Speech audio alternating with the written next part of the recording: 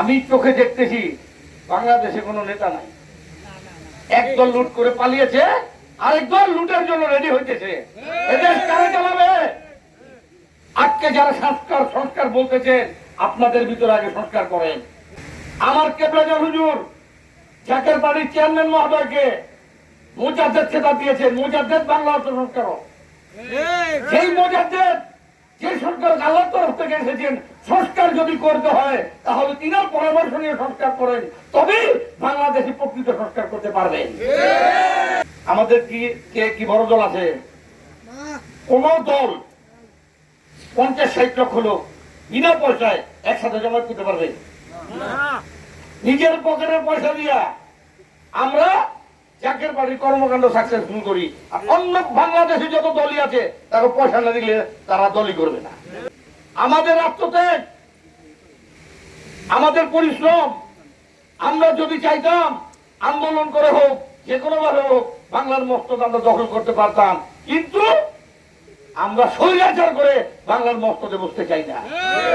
আমাদেরকে ধাপে ধাপে ধাপে ধাপে মোমেন বানানো হচ্ছে। যেদিন আল্লাহ পাক মনে করবে জাকের পার্টির নেতা কর্মীরা মোমেন হয়েছে, সেদিন এই মোমেনদের দ্বারা বাংলাদেশে মসনদে বসবে এবং বাংলাদেশ পৃথিবীর সর্বশ্রেষ্ঠ ধনী রাষ্ট্রে পরিণত হবে। আমার কেবলাজান হুজুর বলেছেন যে বাবা, এমন একটা সময় আসবে বাংলাদেশ হবে পৃথিবীর সর্বশ্রেষ্ঠ ধনী দেশ, তার উপরে কোনো দেশ থাকবে না। অনেক দল আসলো, অনেক দল গেল, কেউ বা দৌড়ে পলায়, কেউ আবার বসে, আবার বা কেউ কখনো পলাবে, আবার কেউ আসবে, ঠিক না? কিন্তু জাকের পার্টি কিন্তু তার রাস্তা থেকে বিরত হয় নাই, তার কর্মকাণ্ড কিন্তু ঠিকই চলতেছে। এমন কোন সরকার নাই যে জাকের পার্টিকে বাধাগ্রস্ত করে নাই। কিন্তু আমরা কিন্তু প্রতিশোধ নেই নাই, আমরা প্রতিশোধ নেই নাই। কারণ আমার হিজবুল্লাহর মহাইমাম উনি আমাদেরকে ধৈর্য ধারণ করার কথা বলেছেন। আমাদের যে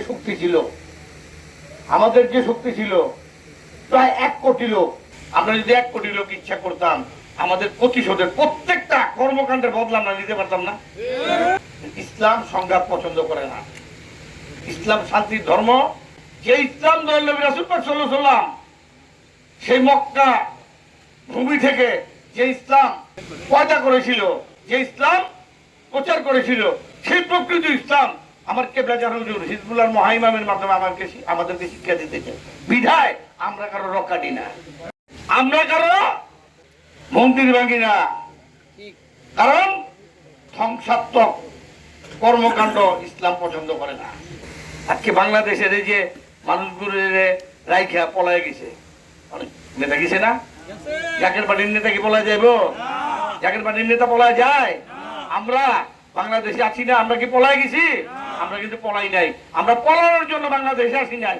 বাংলাদেশের মানুষকে, বাংলাদেশকে একটি প্রকৃত সোনার বাংলা করার জন্য সোনার মানুষ হিসেবে হিজবুল্লাহর মহাইমামকে আল্লাহ পাক প্রতিনিধি করে পাঠাইছেন। একদিন এই সোনার দেশে সোনার মানুষ ঠিকই বসবে, সেদিন কিন্তু আপনারা থাকবেন না।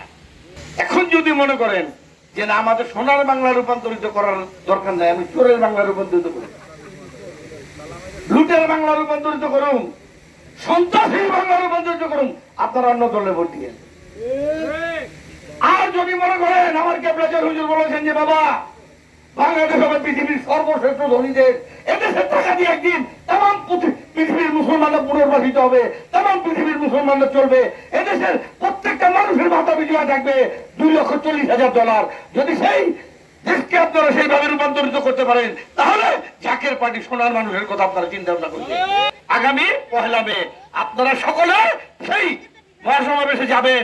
শুধু সকলে গেলেই চলবে না, 18 কোটি জনতাকে জাকের পার্টির পতাকা দলে ঐক্যবদ্ধ করতে হবে।